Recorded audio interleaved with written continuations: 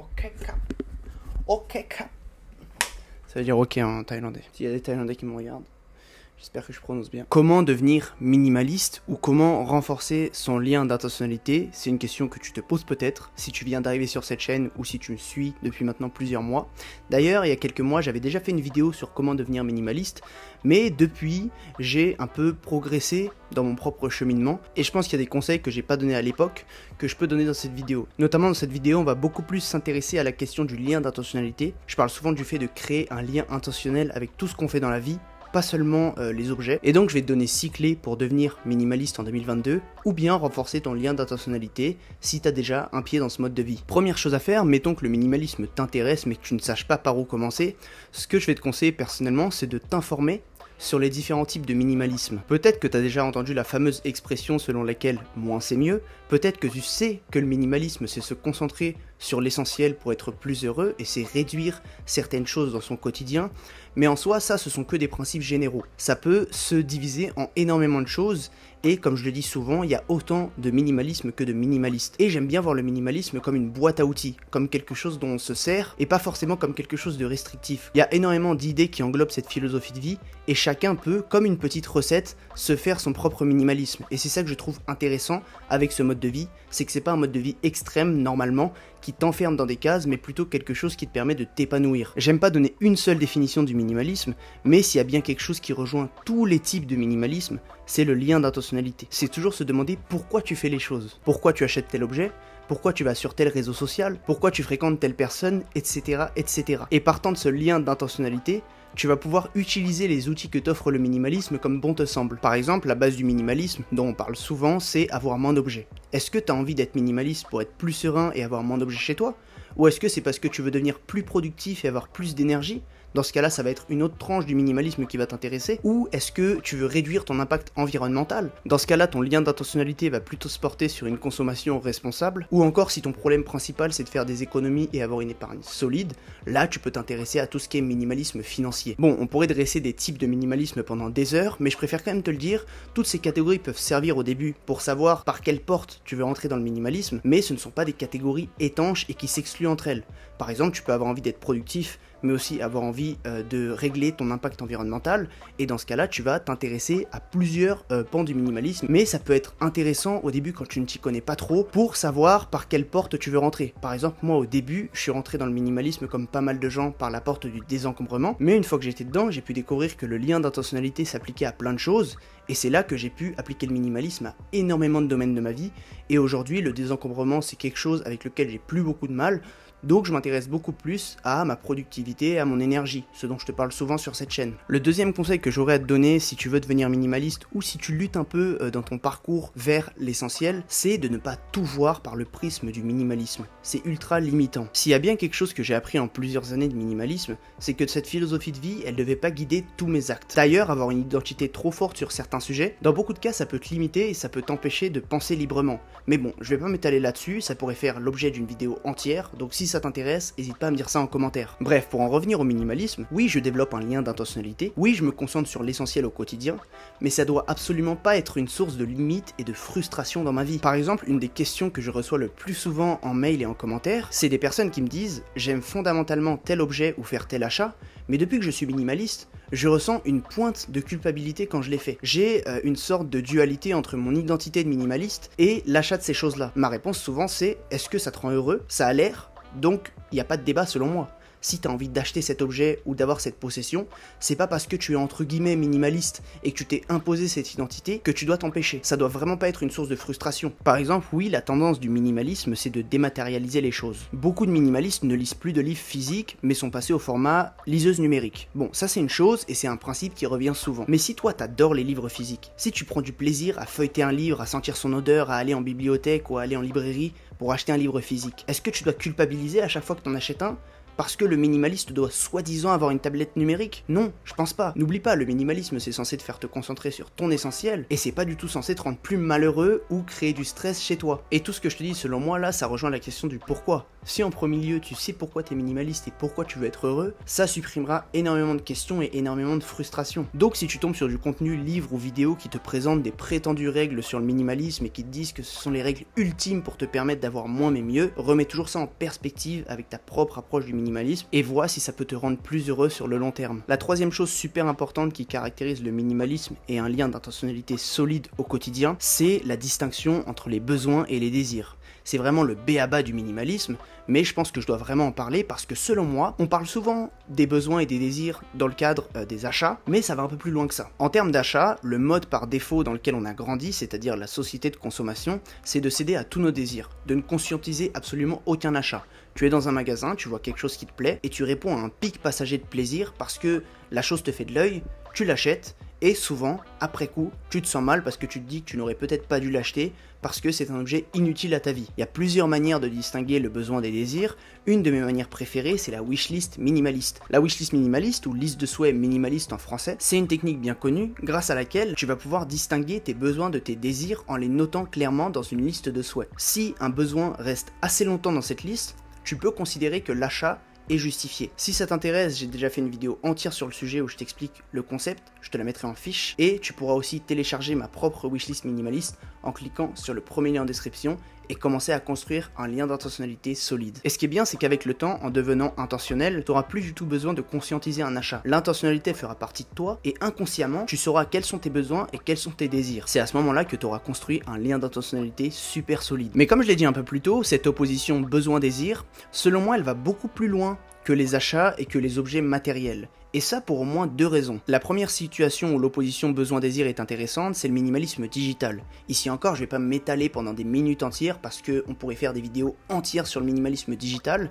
C'est un problème que beaucoup de gens ont. Le problème, c'est que le mode par défaut, encore une fois, c'est de céder à nos désirs et de ne pas se demander de quoi on a vraiment besoin quand on utilise les écrans ou les réseaux sociaux. Souvent, on pense que suivre la vie de notre nièce à l'autre bout du monde, c'est un vrai besoin justifié. Mais est-ce que c'est vraiment nécessaire de savoir ce que tout le monde fait à n'importe quelle heure de la journée et ça en permanence? Donc c'est intéressant d'avoir un lien d'intentionnalité avec notre consommation d'écrans et de réseaux sociaux pour savoir ce dont on a vraiment besoin, car oui, la technologie est importante et oui, la technologie peut rendre notre vie plus facile, mais pour moi il faut distinguer ça du désir, du swipe compulsif ou encore du fait de sortir notre téléphone à chaque fois qu'on s'ennuie un peu. Le deuxième axe intéressant dans le minimalisme où les besoins et les désirs s'opposent selon moi, c'est le fait de savoir prioriser ce qui compte pour nous, ce qui compte dans notre vie. Je t'ai parlé un petit peu plus tôt de la question du pourquoi. Souvent, en tant que minimaliste, on apprend à dire non à des choses qui ne sont pas importantes pour nous. Je te dis ça surtout en tant qu'entrepreneur. J'ai des projets qui se présentent à moi, mais en entrepreneuriat, on parle souvent du syndrome de l'objet brillant pour parler de quelque chose qui paraît incroyable en façade, mais qui en fait ne va pas nous apporter grand chose sur le long terme. C'est juste quelque chose qui nous apporte un pic de satisfaction sur le moment. Et le syndrome de l'objet brillant, c'est typiquement céder à nos désirs au lieu de savoir ce dont on a vraiment besoin. Moi, je pourrais totalement aller faire des TikTok parce que sur TikTok, on peut amasser pas mal de vues et pas mal d'abonnés beaucoup plus vite, mais je suis conscient au fond de moi que l'audience sur TikTok est beaucoup moins qualitative que sur YouTube. Alors que TikTok serait de la gratification immédiate et des vues faciles, je préfère rester sur YouTube, même si c'est plus compliqué, parce que je sais que YouTube, c'est ce dont j'ai vraiment besoin pour être pleinement épanoui personnellement et pour développer une audience de qualité. En bref, il faut aussi apprendre à distinguer les besoins des désirs dans ses propres choix de vie et dans ce qui fait vraiment sens pour nous pour aller vers la bonne destination. La quatrième chose ultra importante selon moi pour devenir minimaliste et renforcer son lien d'intentionnalité, c'est réussir à distinguer le fait de faire et le fait d'avoir. Et une fois qu'on arrive à distinguer ces différentes choses, valoriser bien plus l'action et le fait de faire des expériences plutôt que le fait de posséder quelque chose. Malheureusement, si tu crois qu'une somme d'argent sur ton compte ou que des possessions peuvent te rendre heureux, il y a de grandes chances que tu passes ta vie à courir après la clé du bonheur. Le matériel et les possessions, c'est soumis à ce qu'on appelle l'adaptation hédonique. Pour faire court, l'adaptation hédonique, c'est le fait de revenir à un niveau de bonheur similaire à avant, juste après un événement heureux. En l'occurrence, les possessions et l'augmentation de salaire, c'est typiquement soumis à l'adaptation hédonique. Donc avec ce genre de choses qui rentrent dans la catégorie avoir, tu ne seras jamais profondément heureux. Par contre, il y a toute une catégorie de choses qui ne sont pas soumises à ce principe d'adaptation, ce sont les expériences. Quand tu fais une expérience, tu es vraiment considérablement heureux sur le long terme. Tu passes ta vie à découvrir de nouvelles choses, tu rencontres de nouvelles personnes et tu sors de ta zone de confort en permanence. Donc tu as grand intérêt à mettre l'accent sur le fait de faire plutôt que sur le fait d'avoir pour être heureux sur le long terme. Cinquième chose très importante qui selon moi est primordiale pour devenir minimaliste et qui m'aide beaucoup à être plus heureux au quotidien, c'est contrôler son flux d'informations. C'est une des dernières choses que j'ai faites dans ma vie d'ailleurs, et depuis que je suis intentionnel avec les informations que je laisse rentrer dans mon quotidien, j'ai compris que toutes les informations ne se valaient pas. J'ai mis en place une diète d'informations, et j'ai aucun mal à hiérarchiser les différentes choses qui viennent à moi au quotidien. Je consomme très peu les informations en continu, parce qu'en général c'est très peu recherché, très peu sourcé, et pour faire de l'audimat, ça creuse dans le sensationnel. Donc c'est très important de comprendre que tu vas pas tirer la même chose d'un livre que d'une vidéo TikTok. Promis, après j'arrête de taper sur TikTok, mais malheureusement, ce genre d'informations super courtes, super condensées et super rapides, ça devient les informations par défaut que les gens consomment en majorité aujourd'hui. Mais ce changement de paradigme, il a des conséquences ultra négatives sur tout le monde.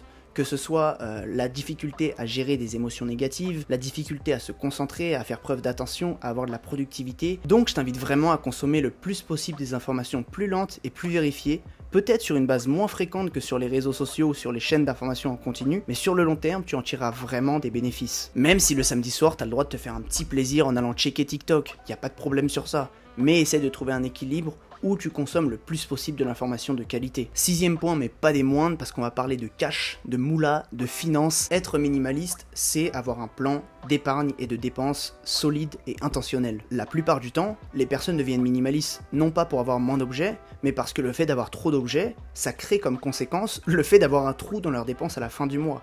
Beaucoup de gens ont du mal à construire une épargne, et être intentionnel avec ses dépenses, c'est une très bonne première étape pour pouvoir mettre de côté. Être minimaliste, c'est donc être conscient que c'est très difficile de céder à la tentation en termes d'achat, donc mettre par exemple de côté en début de mois pour ne pas être tenté à la fin du mois quand il nous reste de l'argent pour aller le dépenser dans n'importe quel supermarché. Ici encore, ça pourrait faire l'objet de nombreuses vidéos entières, je t'ai déjà fait des vidéos sur le sujet d'ailleurs, encore une fois, si tu veux je te les mets en fiche, mais c'est ultra intéressant de mettre en place un plan d'épargne en tant que minimaliste. D'ailleurs c'est un cercle ultra vertueux parce que si tu as une stratégie de finance en place, tu auras plus d'argent de côté, donc plus d'argent à dépenser dans des choses qui te tiennent à cœur, et aussi dans des choses plus qualitatives, comme par exemple des expériences, et non pas des objets inutiles. Donc tu dépenseras ton argent peut-être moins, mais mieux. Évidemment, ça peut aussi te servir à te créer un filet de sécurité, car on ne sait pas de quoi est fait demain, et la vie est par nature hasardeuse. Voilà pour ces 6 petits conseils pour renforcer ton lien d'intentionnalité ou devenir minimaliste si tu ne l'es pas encore. J'espère que ça pourra t'aider, et en conclusion, je voulais te dire que j'ai un peu menti. Depuis le début de cette vidéo, je te parle de devenir minimaliste.